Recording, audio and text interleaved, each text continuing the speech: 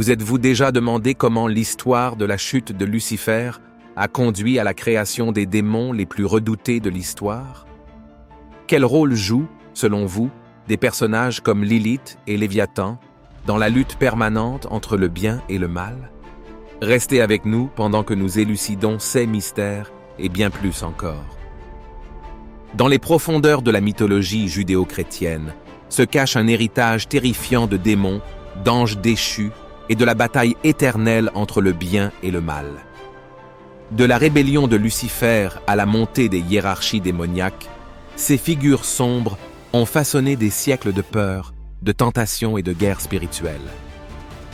Mais qu'est-ce qui, dans ces histoires anciennes, continue de captiver notre imagination aujourd'hui? Comment des personnages comme Lilith, Azazel et l'Antéchrist ont-ils influencé notre compréhension du mal et la représentation de ces entités dans la culture moderne?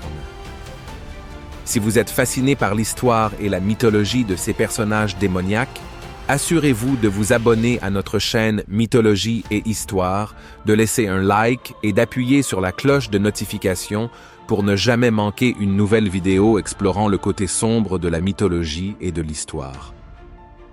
Dans le monde antique, où mythologie et religion s'entremêlent, le concept de démon est apparu pour la première fois comme personnification de la peur et du chaos.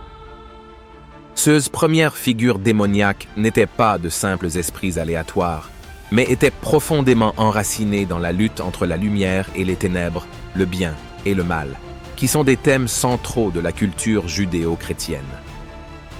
Parmi eux, Lilith se distingue comme l'un des démons les plus anciens et les plus redoutés, souvent considérée comme la première femme avant Ève. Dans le folklore juif, Lilith est représentée comme un démon de la nuit, une figure de rébellion qui a refusé de se soumettre à Adam, symbolisant les dangers de défier l'ordre divin. L'histoire de Lilith incarne les peurs primitives de l'inconnu et de la nuit, représentant les forces chaotiques qui, selon les premières sociétés, se cachaient juste au-delà des frontières de la civilisation. Son association avec la nuit et la mortalité infantile en a fait un symbole de terreur, incarnant les angoisses liées à la mort et au surnaturel. Cette peur de Lilith était si forte que des amulettes et des prières antiques ont été spécialement conçues pour conjurer son influence. Les premiers textes de la Bible, ainsi que les écrits apocryphes, ont introduit d'autres entités démoniaques qui reflétaient la croyance croissante en une bataille cosmique entre les forces divines et infernales. Ces démons n'étaient pas seulement des esprits maléfiques, mais étaient souvent considérés comme des anges déchus, des êtres qui avaient autrefois bénéficié de la faveur divine, mais qui avaient été chassés en raison de leur rébellion. Cette idée a jeté les bases du développement ultérieur des princes de l'enfer, de puissants démons qui régnaient sur les royaumes infernaux. En explorant l'histoire de Lilith, la première femme à avoir défié l'ordre divin, nous devons nous demander, pensez-vous que l'histoire de Lilith est un avertissement contre la rébellion ou symbolise-t-elle quelque chose de plus puissant? Faites-nous part de vos réflexions dans les commentaires ci-dessous. L'un des démons les plus anciens et les plus terrifiants de cette tradition est Azazel, mentionné dans le livre d'Enoch. On attribue à Azazel le mérite d'avoir égaré l'humanité en lui enseignant des connaissances interdites, telles que l'art de la guerre et la sorcellerie. Les actions de ce démon étaient considérées comme une attaque directe contre l'ordre divin, corrompant l'humanité et la conduisant au péché. L'association d'Azazel avec le rituel du bouc émissaire de Yom Kippour a renforcé son rôle de symbole du péché collectif et de l'expiation. Le Léviathan, un serpent de mer monstrueux, trouve également sa place dans ces peurs ancestrales. Dans le livre de Job et d'autres textes bibliques, le Léviathan est décrit comme une force chaotique de la nature, incarnant le pouvoir indomptable et destructeur de la mer. Ce démon représente le défi ultime à l'autorité divine, une créature si vaste et puissante que seul Dieu pouvait la contrôler. L'imagerie du Léviathan influencera plus tard la conception médiévale de l'enfer, où l'on croyait que ce démon régnait sur les damnés.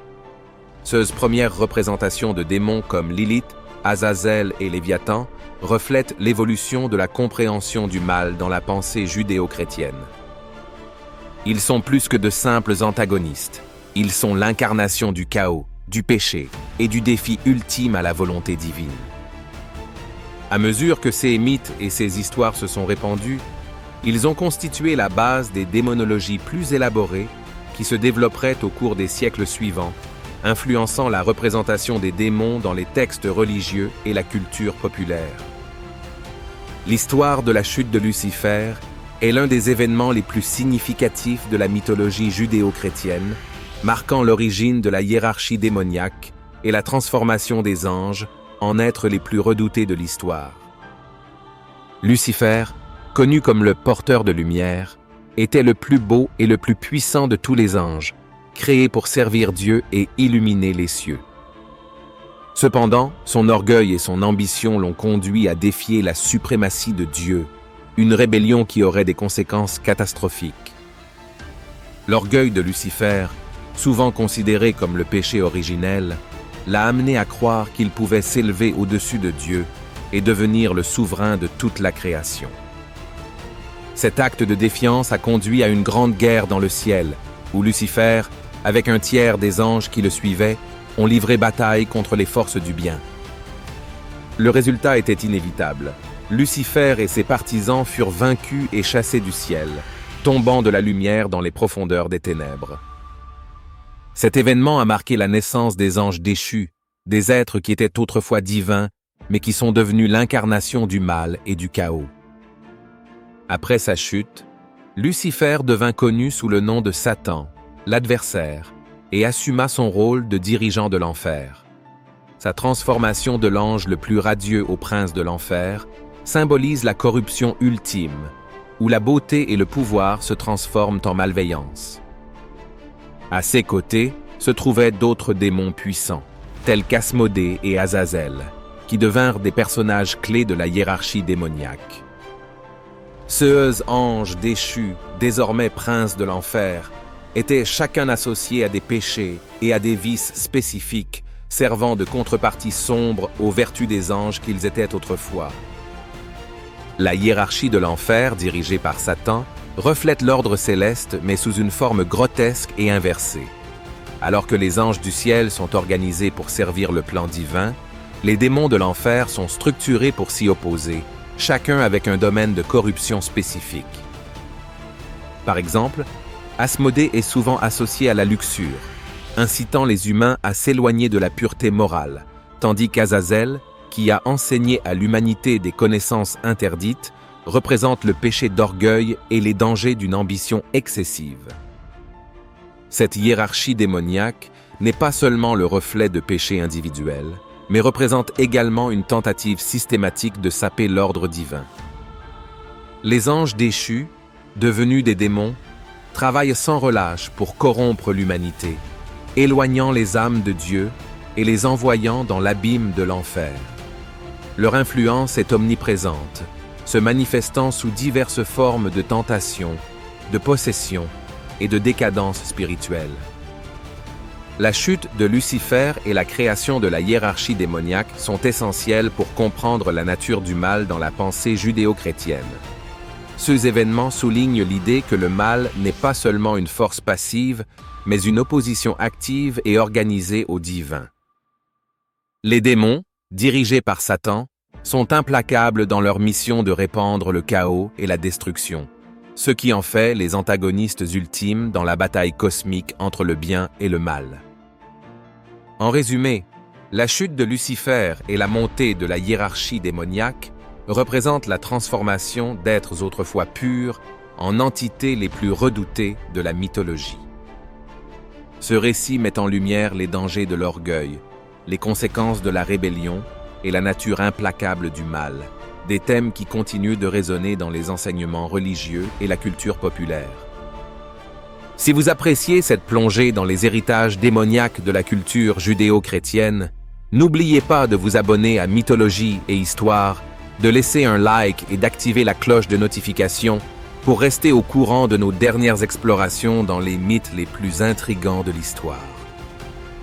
L'histoire de la chute de l'humanité commence dans le Jardin d'Éden, où le serpent, souvent associé à Satan, joue un rôle central dans la tentation et la corruption éventuelle de l'humanité.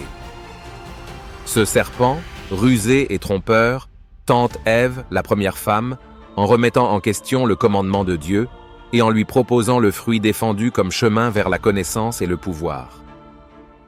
Cet acte de tentation n'est pas seulement une simple ruse, mais une manœuvre délibérée de Satan pour introduire le péché dans le monde, marquant le début de la lutte de l'humanité contre le mal. La tentation du serpent mène au péché originel, un concept qui a façonné une grande partie de la pensée judéo-chrétienne. En persuadant Ève de manger le fruit défendu et de le partager avec Adam, le serpent corrompt la pureté de l'humanité, entraînant son expulsion du Jardin d'Éden. Cet événement symbolise la perte de l'innocence et le début de la bataille continue de l'humanité contre le péché, où chaque personne doit désormais lutter contre l'influence des démons et sa propre nature pécheresse. Au lendemain de la chute, des démons comme Asmodée et Azazel émergent comme des figures importantes dans la corruption continue de l'humanité. Asmodée, connu comme le démon de la luxure, s'attaque aux désirs humains, éloignant les individus des sentiers vertueux et les conduisant à la décadence morale. Son influence se manifeste dans la façon dont il tente les gens avec des plaisirs interdits, transformant ce qui est naturel en quelque chose de pervers.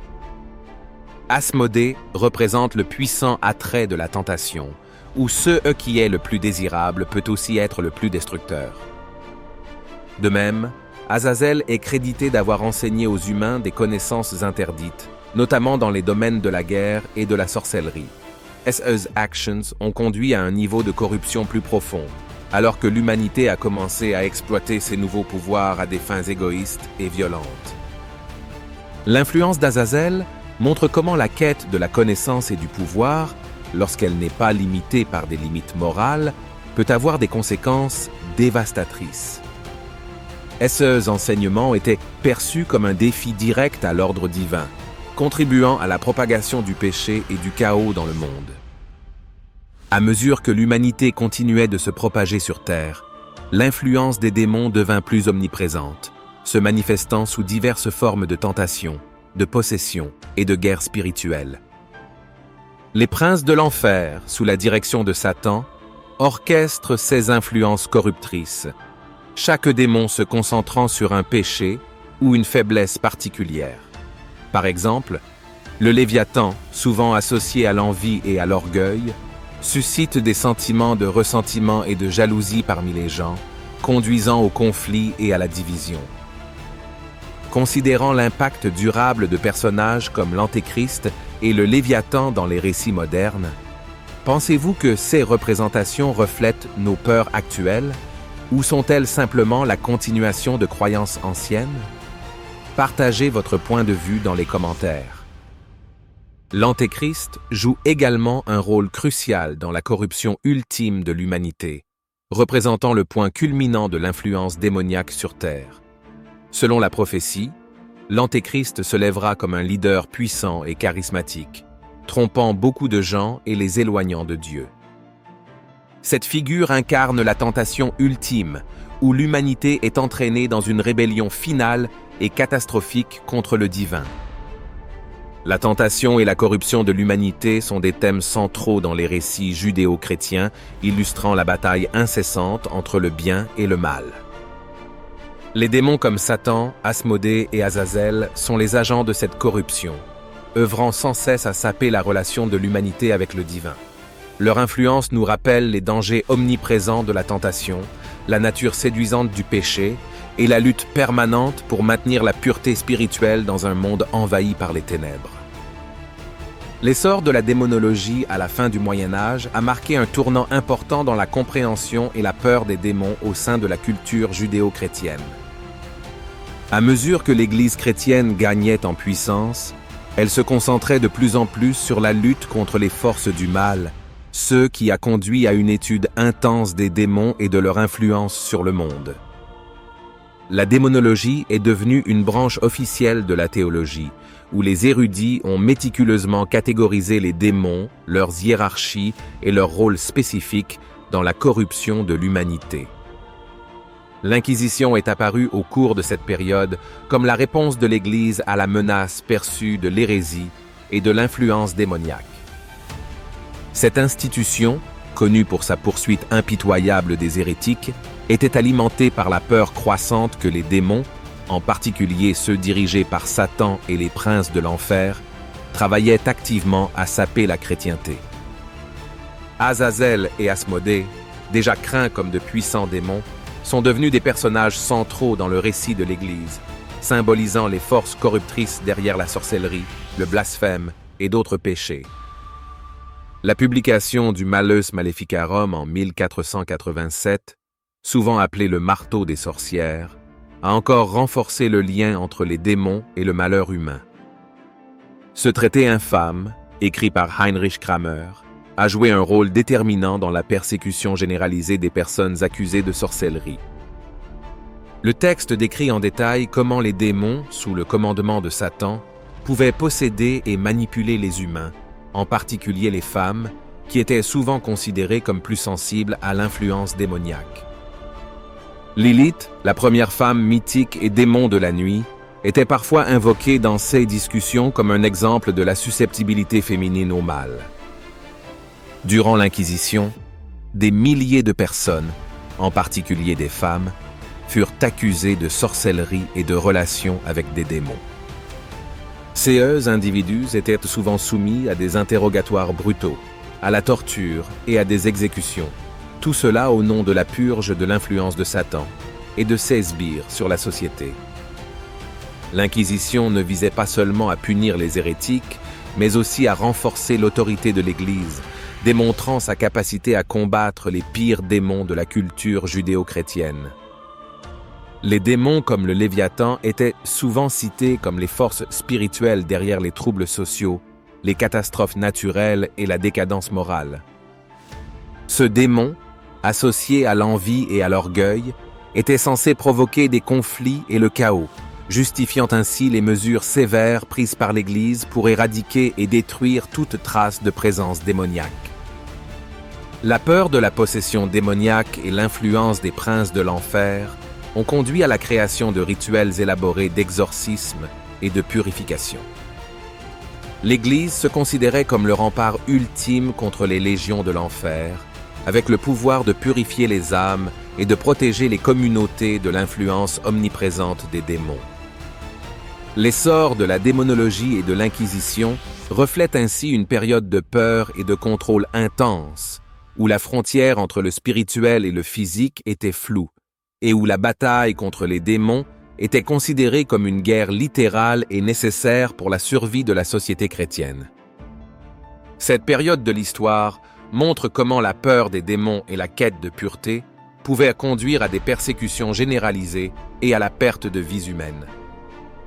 L'Inquisition reste un chapitre sombre de l'histoire du christianisme, motivé par la croyance que les pires démons n'étaient pas seulement des entités d'un autre monde, mais vivaient également parmi nous, déguisés en forme humaine, attendant d'être démasqués et détruits.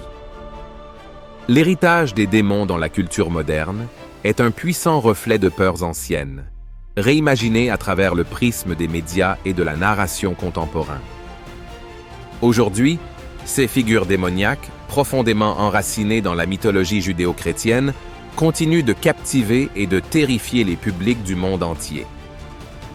La transition des textes religieux à la culture populaire a permis à des démons comme Lucifer, Lilith et Léviathan d'évoluer en symboles emblématiques du mal, représentant la lutte permanente entre le bien et le mal dans un contexte moderne.